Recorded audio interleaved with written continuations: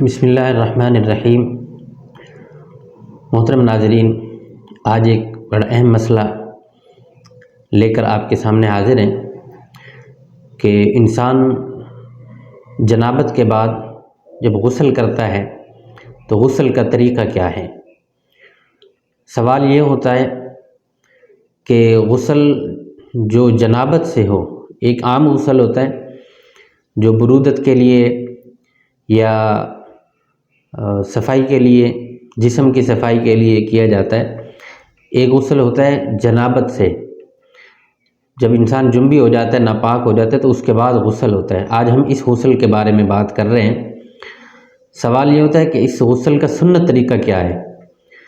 سنت طریقہ ظاہر ہے نبی علیہ الصلاۃ والسلام نے بھی کیا ہوگا، صحابہ کرام نے بھی کیا ہوگا، کیونکہ یہ مسئلہ دین کے اندر بڑا اہم مسئلہ ہے اور ہر خاص و عام انسان کے ساتھ یہ لازم ہے۔ ہر انسان کو اس کی ضرورت پڑتی ہے، وہ مرد ہو یا عورت ہو، دونوں کو۔ مرد کو بہت ساری جگہوں پر ضرورت پڑتی ہے، عورت کے بھی مختلف ایسی اوقات ہیں کہ ان کے اندر عورت کو بھی غسل کی ضرورت پڑتی ہے۔ تو یہ اس کا سنت طریقہ کیا ہے۔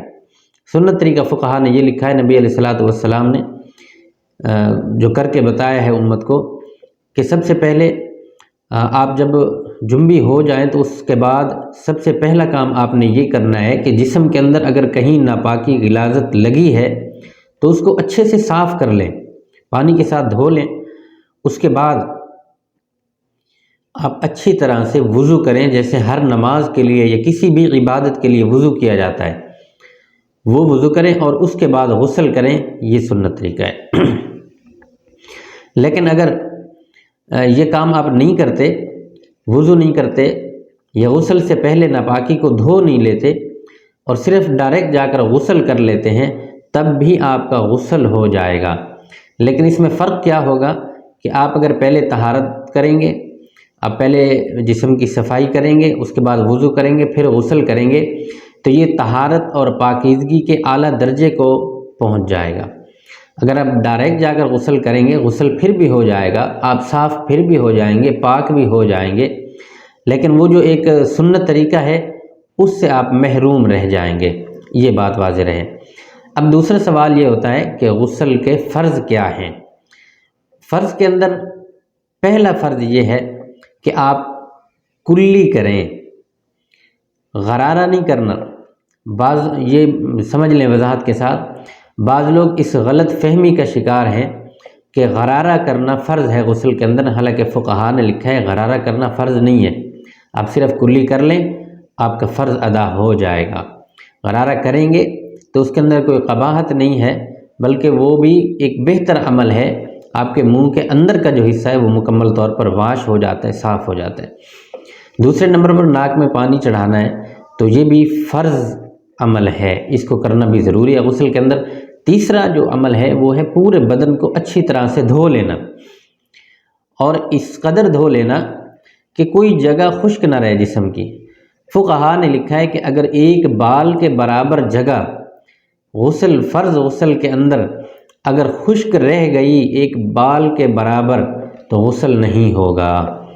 تو یہ بڑے باریک مسائل ہیں اور بڑے اہم مسائل ہیں جو ہر انسان کے ساتھ لازم ہے۔ ان پر عمل کرنا، سیکھ کر عمل کرنا ضروری ہے۔ اور ساتھ میں سوال یہ ہوتا ہے کہ ان فرائض میں سے اگر کوئی فرض رہ جائے تو کیا ہوگا؟ تو اس کا کیا ہونا کیا ہے؟ جسم تو صاف ہو جائے گا لیکن جسم پاک نہیں ہوگا۔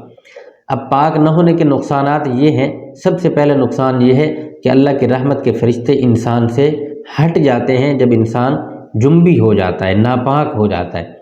تو جب تک دوبارہ پاکی حاصل نہیں کرتا، اچھی طرح سے غسل نہیں کر لیتا، تو اللہ کے رحمت کے فرشتے دوبارہ انسان کے قریب نہیں آتے۔ ایک دوسرے نمبر پر جب انسان ناپاکی کی حالت میں رہتا ہے یا خدا نخواستہ اس نے کوئی فرض چھوڑ دیا، غسل تو کر لیا، جسم صاف ہو گیا، لیکن فرض چھوٹ جانے کی وجہ سے جسم پاک نہیں ہوا، تو وہ عبادات کے اندر جو ہے خسارے میں چلا جاتا ہے۔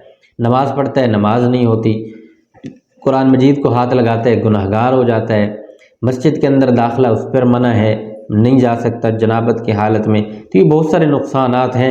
پھر اگر مسئلے کا علم نہیں ہوتا، علم نہ ہونے کی وجہ سے اس پر عمل نہیں ہوتا، عمل نہ ہونے کی وجہ سے غسل پورا نہیں ہوتا، جس کی وجہ سے انسان خوش فہمی کا شکار ہوتا ہے، بھائی ٹھیک ہے جی میں نے غسل کر لی ہے، حقیقتاً اس کا غسل نہیں ہوتا، وہ پھر ان چیزوں کا شکار ہو جاتا ہے اور ان نقصانات کے اندر مبتلا اور ملوث رہتا ہے جس کا اس کو علم بھی نہیں ہوتا۔